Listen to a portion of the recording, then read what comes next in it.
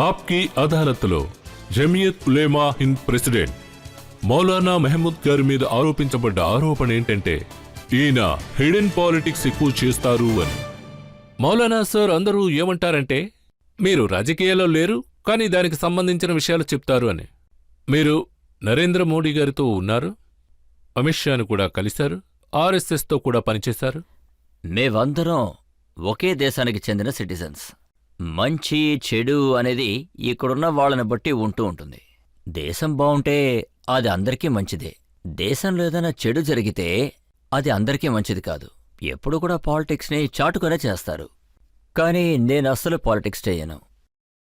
కానీ దేశం కోసం ఎవరైనా ఏదైనా మంచి పని చేస్తే వాళ్ళని మెచ్చుకుంటాం, కానీ తప్పు చేస్తే వాళ్ళని ఎదిరిస్తాం. ఇది నేను తప్పకుండా చేస్తాను. వాళ్ళని మీట్ అవుతాం, అందరితో కలిసుంటాం. మంచి విషయాలు చేయడం, కలవటం, మాట్లాడటం ఇవన్నీ పాలిటిక్స్ కాదు, ఇవన్నీ మా అవసరం. అలాగే దేశానికి అవసరం. కలవకపోతే ఎలా మాట్లాడతాం, ఎలా అర్థమయ్యేలా చెప్తాం, మేమెలా అర్థం చేసుకోగలం? ఇది చాలా ముఖ్యమైన విషయం. ఇది చేద్దాం, ఇది చేస్తున్నాం, ఇక మీద కూడా మేము పని చేస్తూ ఉంటాం.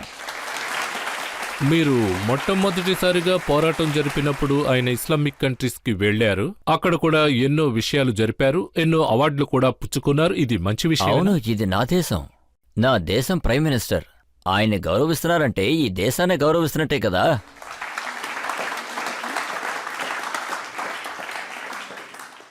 నేను ఆయన పాలసీస్ అన్నిటినీ నేను మర్యాదిస్తాను, దాన్ని ఫాలో అవుతాను.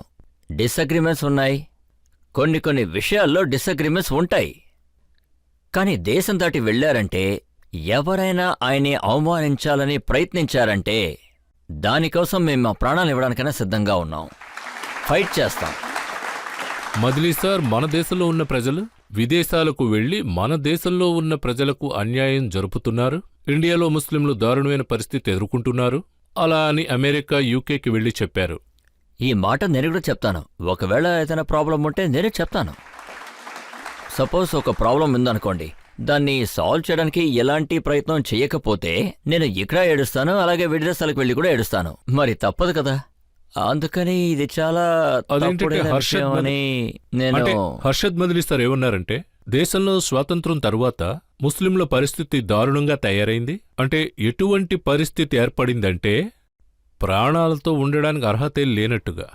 సార్, ఒకవైపు మీడియా ఉంది, మరోవైపు ఒక వ్యత్యాసమైన పర్సెప్షన్ని క్రియేట్ చేశారు. దీన్ని కరెక్ట్ చేసే పరిస్థితి వచ్చిందని మీకు అర్థం కావట్లేదా సార్?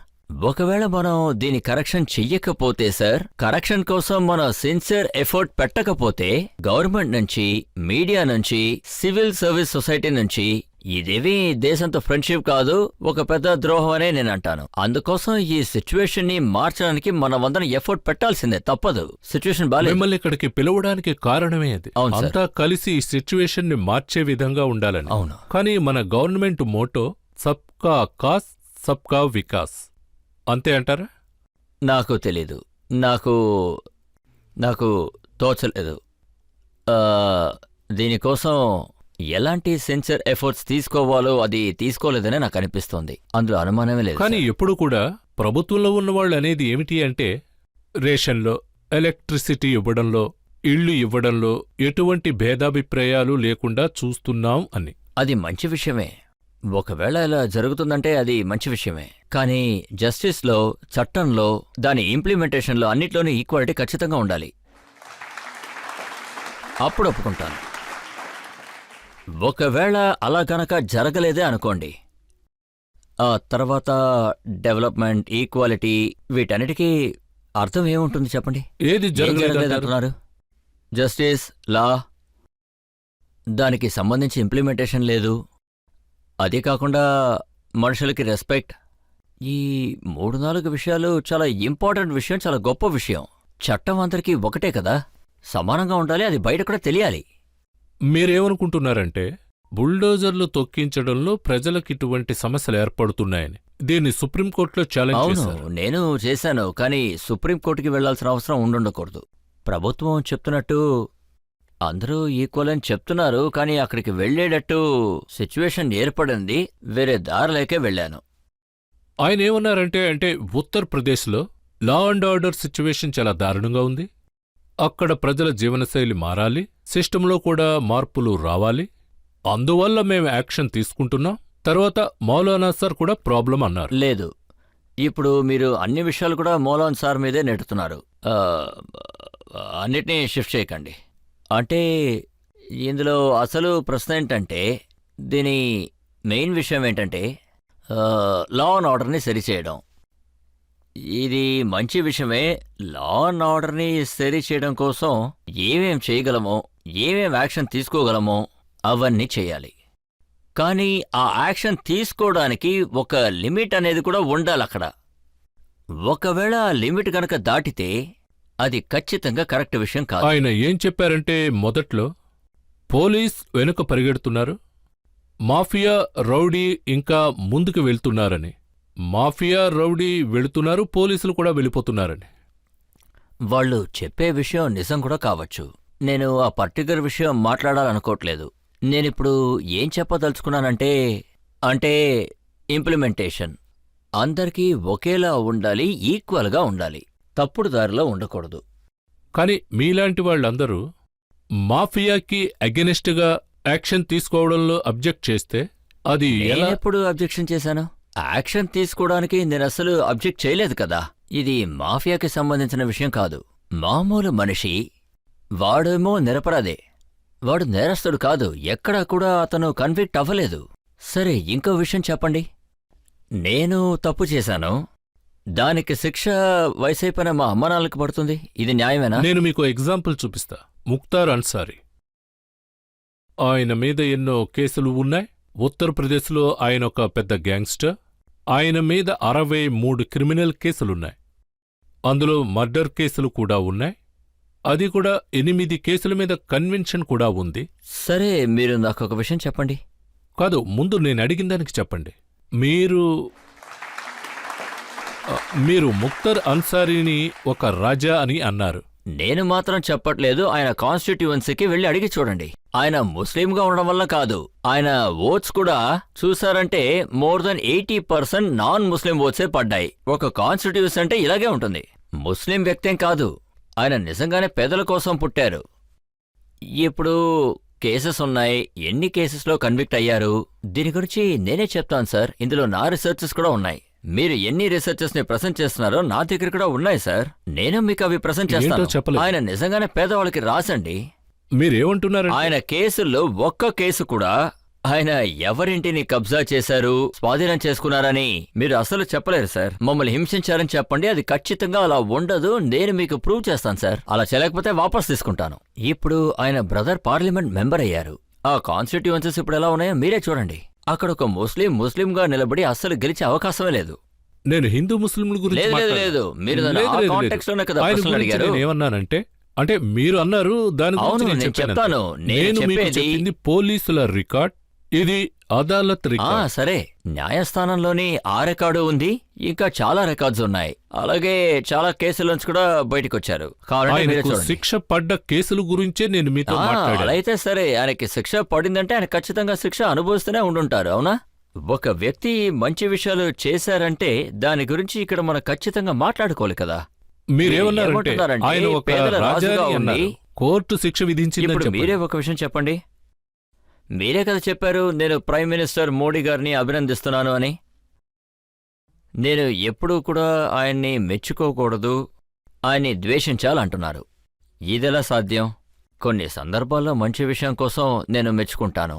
కొన్ని విషయాలుంటాయి, నేను అందులో ఆయన్ని ఖచ్చితంగా మెచ్చుకుని తీరాలి, తప్పదు. కొన్ని విషయాల్లో నేను ఆయన గురించి లేదా ఆయన చేసిన పనుల గురించి, నాకున్న డిసగ్రిమెంట్ గురించి నేను చెప్తూ ఉంటాను. సో వేరే వేరే సమయాల్లో వేరే వేరే సందర్భాల్లో నేను చాలా విషయాల గురించి చెప్తాను. ఇప్పుడు ఆయన చనిపోయారు. ఒక మనిషి చనిపోయిన తర్వాత ముఖ్తార్ అన్సారీ గురించి చెప్తున్నాను. ఆయన చనిపోయారు. ఆయన జీవితంలో చేసిన మంచి విషయాల గురించి నేను చెప్పి తీరాలి. మా మతంలో ఇంకో విషయం ఉంది, ఒకతను గనక చనిపోయారంటే అతని గురించి మంచి మాట్లాడాలి, చెడు అనేది అసలు చెప్పకూడదు. అయితే ఆయన ప్రాణాలతో ఉన్నప్పుడు చేసిన క్రిమినల్ పనులు కూడా అస్సలు మెచ్చుకోలేదు. లేదు, అస్సలు లేదు. దాని అవసరం కూడా ఎప్పుడూ రాలేదు. చనిపోయిన తర్వాత ఈ విషయం చెప్తున్నాను, చెప్పాలని ఏం కాదు. కాన్స్టిట్యుయెన్సీ మొత్తం కూడా ఇదే చెప్తుంది. ఎవరో ఒకరు డిసగ్రిమెంట్ అవడం వల్ల టోటల్గా చెడ్డవరని చెప్పలేరు. ఎవరో ఒకరు అగ్రి అవటం వల్ల ఆయన చాలా మంచే చేస్తున్నారని కూడా మనం చెప్పడానికి లేదు. నేను కూడా చాలా తప్పులు చేసి ఇదొక ఉండొచ్చు. కేసు. తర్వాత ఉత్తరప్రదేశ్ లో మాఫియాకెదురుగా రౌడీస్కెదురుగా యాక్షన్ జరిగింది, ఎన్కౌంటర్స్ జరిగాయి. ఇప్పుడు సిచ్యువేషన్ బాగానే ఉంది, ఒప్పుకుంటారు? పార్షియలీ నేను అగ్రి చేస్తున్నాను, దీనికి ఒప్పుకుంటున్నాను. ఇది ఒప్పుకుంటున్నాను. దాంతో మంచి విషయాల్ని మంచి పద్ధతిలో పాజిటివ్గా తీసుకోవాలి, కానీ దానికంటూ కొంచెం లిమిట్ కూడా ఉండాలి. కానీ ఒకే ఒక కమ్యూనిటీకి వ్యతిరేకంగా ఈ యాక్షన్స్ తీసుకోకూడదని నా ఉద్దేశం. ఒకే ఒక కమ్యూనిటీని మాత్రం ఎలాంటి పార్షాలిటీ లేకుండా యాక్షన్ తీసుకుంటున్నారు అంటే ఇది చాలా మంచి విషయమే. ఇది అందరికీ జరగాలి. చాలా బాగా మాట్లాడారు, బాగుంది. ప్రేక్షకుల్లో ఎవరన్నా ఏమన్నా అడుగుతారా? రాముడు గుడి నిర్మాణం జరిగేటప్పుడు మీరొక స్టేట్మెంట్ ఇచ్చారు. ఒక దేశ ప్రధానమంత్రి ఒక గుడి లేదంటే ఒక మతానికి వెళ్ళకూడదని మీరు చాలా వివరంగా చెప్పారు. ఎందుకలా ఒక చెప్పారు? రిపోర్ట్ వచ్చింది, అందులో 2 విషయాలు ఉన్నాయి. అక్కడ మసూదికి ఫౌండేషన్ వేయబోతున్నారని చెప్పారు. అప్పుడు అది జరుగుతూ ఉంది. అది కరెక్టో రాంగో తెలియదు. ప్రైమ్ మినిస్టర్ గారు అక్కడికి వెళ్తారు, వాళ్ళిచ్చిన 5 ఎకరాల నెలల్లో అక్కడ ఫౌండేషన్ వేస్తారు అని చెప్పారు. విషయమైతే అదే. అదే టైంలో ఇంకో విషయం కూడా జరిగింది. నేనిచ్చిన స్టేట్మెంట్ కాంటాక్ట్స్ లో కూడా అదే ఉంటుంది. ఇవాళ కూడా నేను అదే చెప్తాను. అంటే నా నేషన్లో ఇలా పదవిలో కూర్చున్న ఎవరైనా సరే, ఊరికే చెప్తున్నాను, ఎలాంటి ఒక రిలీజియస్ యాక్టివిటీస్లో లీడ్ చేయకూడదని నేను అంటాను. ఇవాళ అదే అంటాను.